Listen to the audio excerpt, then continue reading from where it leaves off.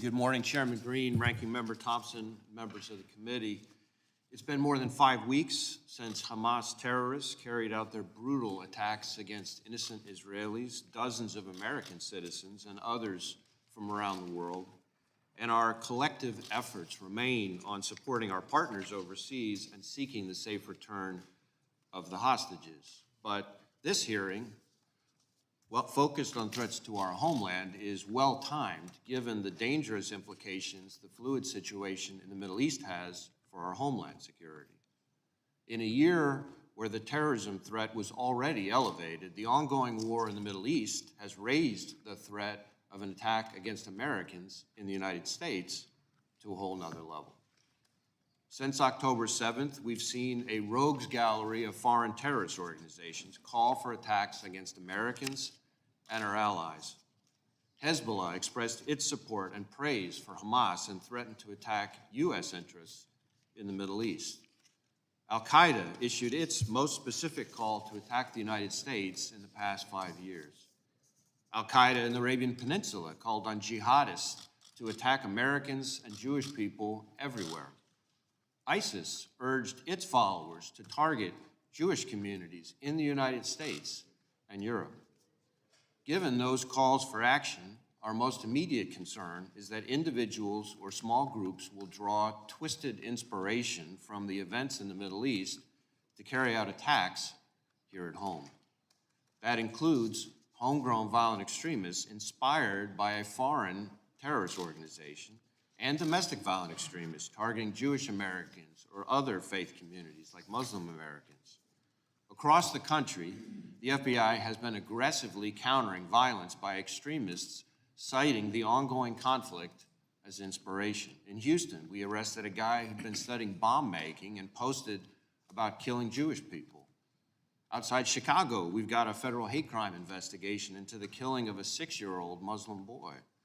At Cornell University, we arrested a man who threatened to kill members of that university's Jewish community.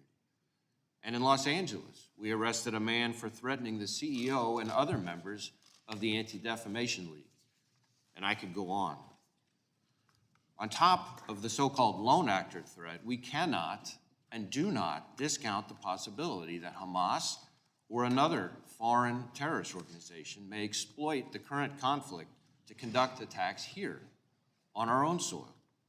We have kept our sights on Hamas and have multiple investigations into individuals affiliated with that foreign terrorist organization. And while historically our Hamas cases have identified individuals here who are facilitating and financing terrorism overseas, we continue to scrutinize our intelligence to assess how that threat may be evolving. But it's not just Hamas. As I highlighted for this committee in my testimony last year, Iran, the world's largest state sponsor of terrorism, has directly or by hiring criminals mounted assassination attempts against dissidents and high-ranking current and former U.S. officials, including right here on American soil. Or take Hezbollah, Iran's primary strategic partner, which has a history of raising money and seeking to obtain weapons here in the United States.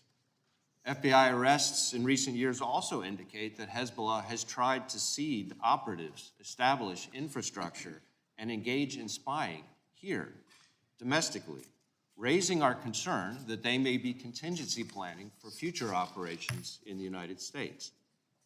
And while we are not currently tracking a specific plot, given that disturbing history, we are keeping a close eye on what impact recent events may have on those terrorist groups' intentions here in the United States and how those intentions might evolve.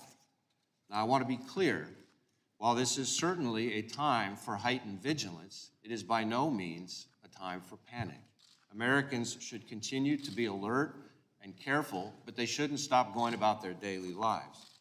All across the country, the FBI's men and women are working with urgency and purpose to confront the elevated threat. That means working closely with our federal, state, and local partners on our FBI-led joint terrorism task forces, taking an even closer look at existing investigations and canvassing sources to increase awareness across the board, and doing all we can working with our partners to protect houses of worship here in the U.S. Bottom line, we're going to continue to do everything in our power to protect the American people and support our partners in Israel. Now, protecting Americans from the threat of terrorism is and remains our #1 priority. But as you all know, the range of threats that we battle each and every day is enormous, from cyber attacks to economic espionage to violent crime and narcotics trafficking and everything in between.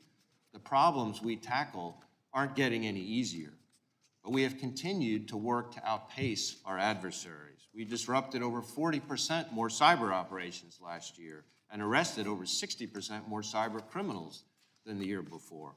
We've got easily 2,000 active investigations across all 56 field offices into China's relentless efforts to steal our innovation and intellectual property. And over the past 2 years alone, we've seized enough fentanyl to kill 270 million Americans. That's more than 80% of all Americans. Just this month, working with our partners, FBI Boston seized nearly 8 million doses of fentanyl and methamphetamine-laced pills and powder, including nearly 20 pounds of fentanyl-laced pills that had been pressed to look like heart-shaped candy. That's one of the largest single seizures in New England history and demonstrates the deadly reach of the cartels trafficking dangerous drugs to every corner of our nation. I am incredibly proud of the 38,000 skilled and dedicated professionals of the FBI who tackle all these complex challenges. And I think it is our shared responsibility to make sure that they've got the tools they need to keep all of us safe. Indispensable in that toolkit against foreign adversaries are the FBI's FISA 702 authorities.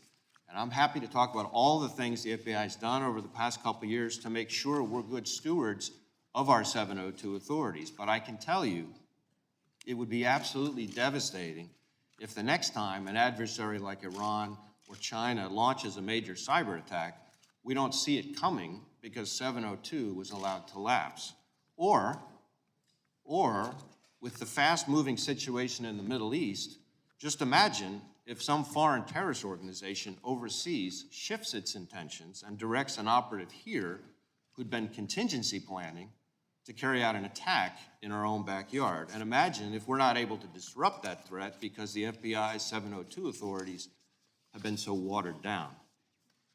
I want to close by thanking you for your continued support of the FBI's men and women who work tirelessly and selflessly to protect all Americans. And thank you for having me here today. I look forward to your questions.